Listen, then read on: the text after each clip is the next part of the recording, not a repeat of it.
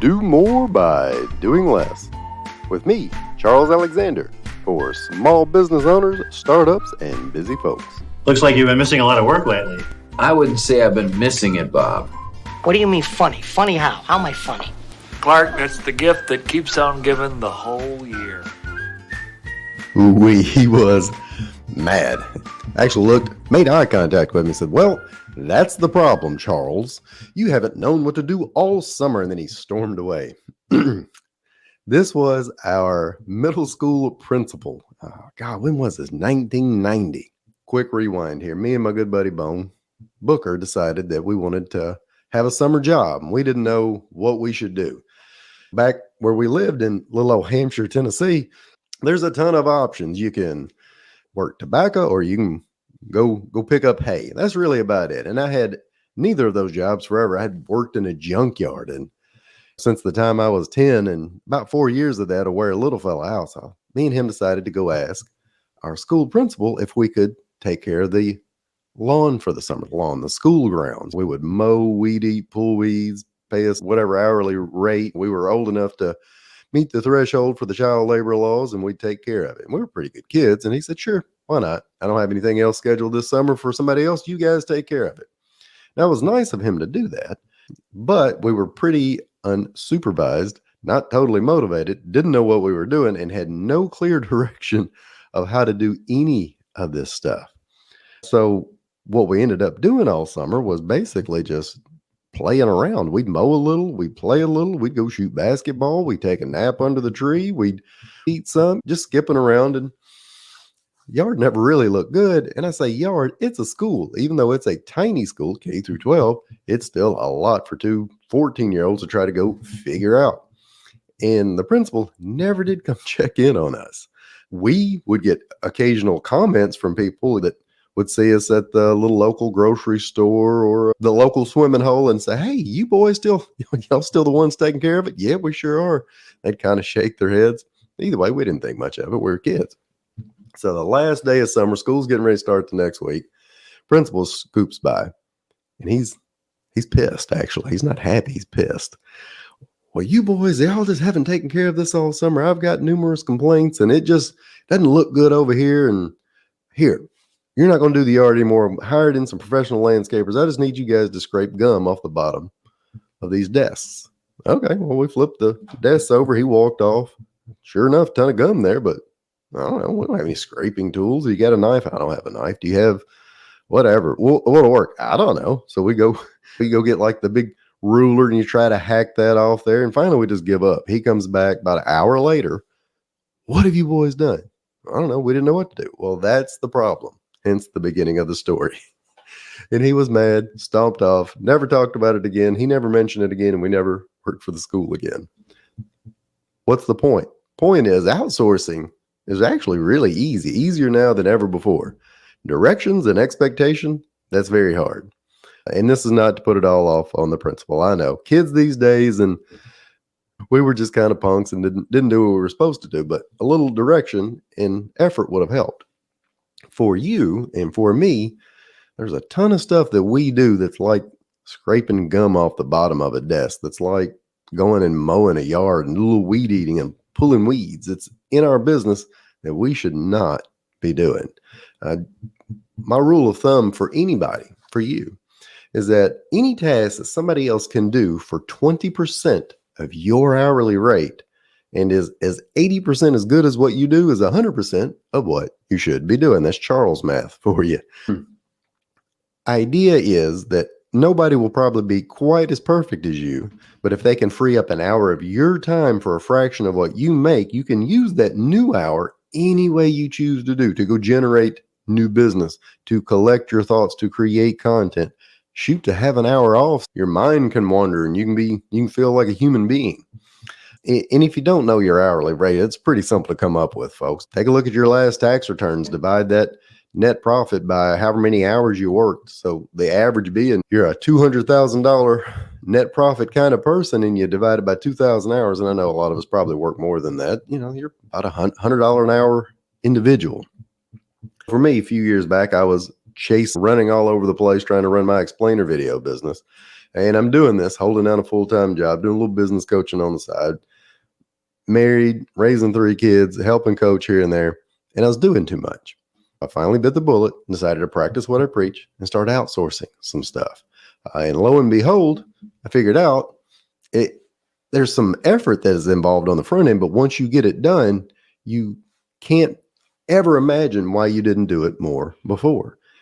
So you need to, first of all, kind of pick an easy thing that you can outsource and quit doing it. Right now, for me, one that I was spending a little time on that was silly that I didn't have to do, I have a LinkedIn newsletter. By the way, any of you that use LinkedIn, fantastic and simple tool, right? One article a week and turn it loose, and it goes out to however many people subscribe, goes to their email too. For me, I do a lot of LinkedIn lives. I do one about almost every day. And I do that primarily just to keep loose, to get my reps in, so to speak. And also to test what people like or don't like. So I've got my VA now. After I do a LinkedIn live, she's putting them all into a spreadsheet for me. And once a week, she'll go grab the last LinkedIn live that she hasn't published, and she takes care of everything for me. So what did I have to do on the front end? I had to create an SOP. I had to give her some direction. I did some screen recordings, put it into a Google Doc, simple stuff. Even after that, I put it into Asana, a project management system, and she knows what to do. For example, she'll go to the latest one that I haven't published yet. She'll go to StreamYard, which is where I'm recording this, and she'll download that last video. Then she'll take it over to Descript, a tool that makes a lot of this stuff easier. We'll talk about this more when we get into an automation episode. And she'll edit it, click a few buttons, do a few things. She'll get the transcript out of it. She'll upload the transcript over to ChatGPT. We're not cheating, and ChatGPT isn't writing it. It's just taking my words and putting it into a readable article. You'd be surprised. I was surprised very quickly. I thought I spoke in a very linear format. Turns out not so much. So she'll create an article out of it. She's got the edited video, got the article. She'll upload the video to YouTube, put the subtitle on there, put the title at the top. She has a thumbnail template she'll grab out of Canva, put it right on there. She'll ask ChatGPT for all the SEO tags, takes care of everything. And then over in Asana, she'll let me know that it's ready. She uploads it all to LinkedIn. I go review it. I always make some tweaks because why not? And then it's already scheduled, ready to go. The only thing I'm doing is hopping on here, doing a quick recording, and she outsources and takes care of everything else. And even in her particular case, she's learned all this stuff. She didn't know it before. We're learning it together, and it's working out pretty well. This is also the same thing I do for this exact podcast. I will record a few at a time. For those of you that are watching, you can see I'll probably be wearing the same shirt in 2 or 3 episodes, and there'll be some between 2 or 3 of them. And she takes care of the rest. Same process. Uploads it, gets the transcript, creates show notes, puts it up to a Spreaker.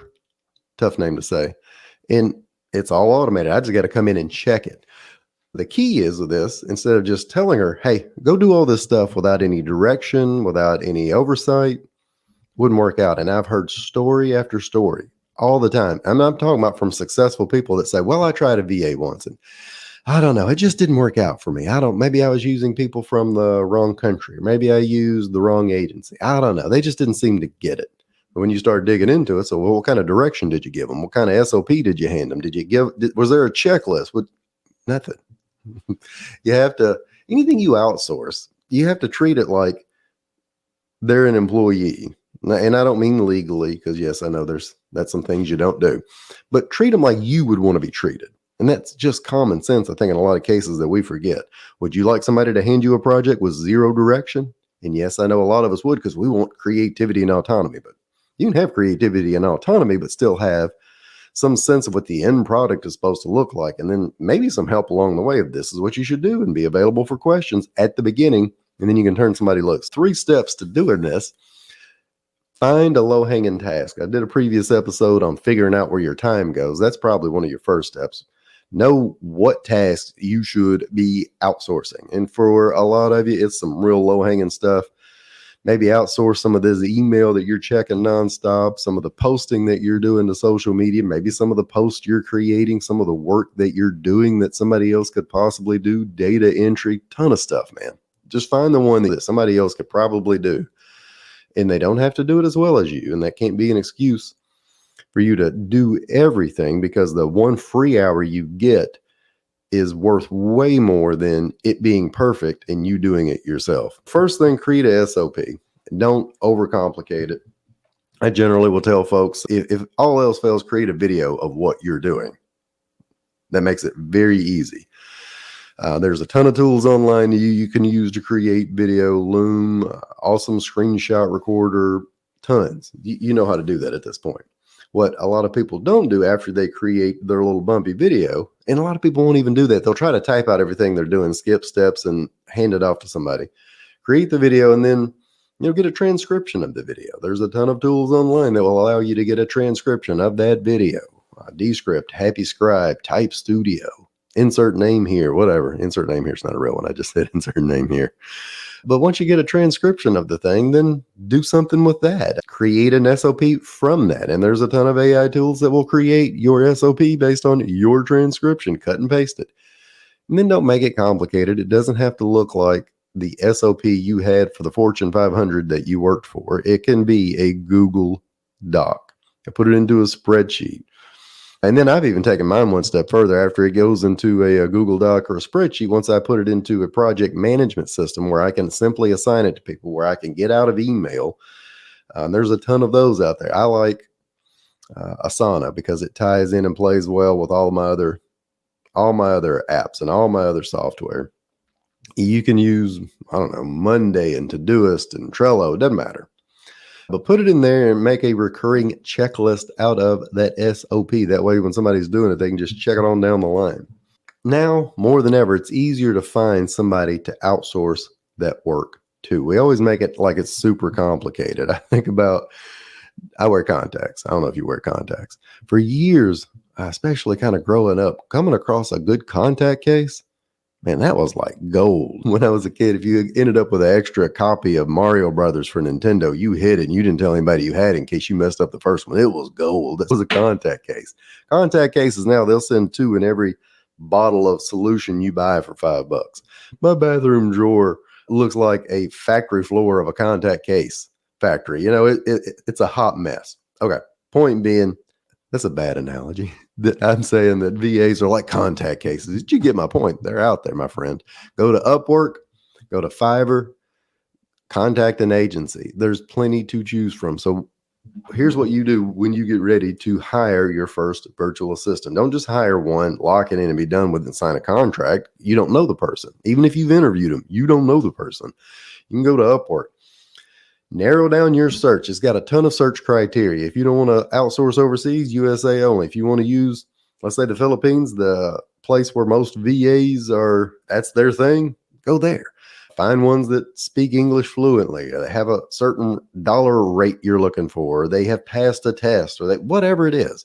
And narrow down and just force yourself to pick 2 or 3. Create your job posting. You'll get a ton of other people. And that job posting can be just the job description based off the SOP that you just made. And again, if you don't want to write a job description, say, hey, chat, make a job description based off this SOP, post it and keep going. Quit hanging around waiting for it to be perfect.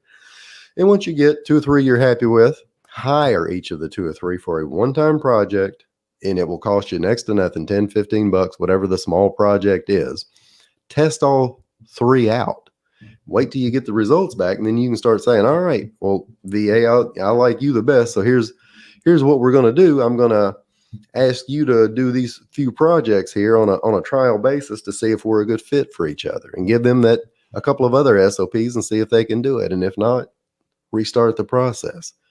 Most of the time it'll work the first time. So that's a simple concept for you right there. I can tell you what not to do. And don't just pick the cheapest person. The cheapest person, as you probably well know, is not always going to be the best. I remember a time I was on the way took Sarah to Tijuana one time, Mexico. Terrible idea. We stayed all of an hour. It was at night. She was ready to come back because it got a little scary. And I remember a row of cabbies lined up, all wanting to take us back across the border. $5, take you to the U.S. I said, is anybody willing to do it for $4? They all stepped back, but not this one dude, Francisco. I'll take you, $4. Even that one shiny gold tooth took us on a hellish ride all the way back over across the border through every nook, cranny, and alley there was. And he just laughed the entire time. Francisco, you speak English? Ha ha ha. He just laughed. No, he did not. But for $4, I got back across the border. Worst $4 I ever spent. Don't hire just the cheapest and be willing to do some work with these folks. Outsource it. Know that there's going to be some mistakes. But if you give them a little direction, you'll find that somebody can do these menial tasks that you're not making money with. As far as my high school or middle school adventure with the principal, he never hired us again. And I think actually he quit a couple of years later and became a one-man band as a real estate agent himself. And I don't think he outsourced anything ever again. The end. Wait. Don't run off just yet. Do me a big favor. Hit the little plus sign to subscribe. Scroll down wherever you are and leave a very honest 5-star review and tell other people why they should be listening. And if you don't, an angel may in fact lose its wings. True story. Have a great day.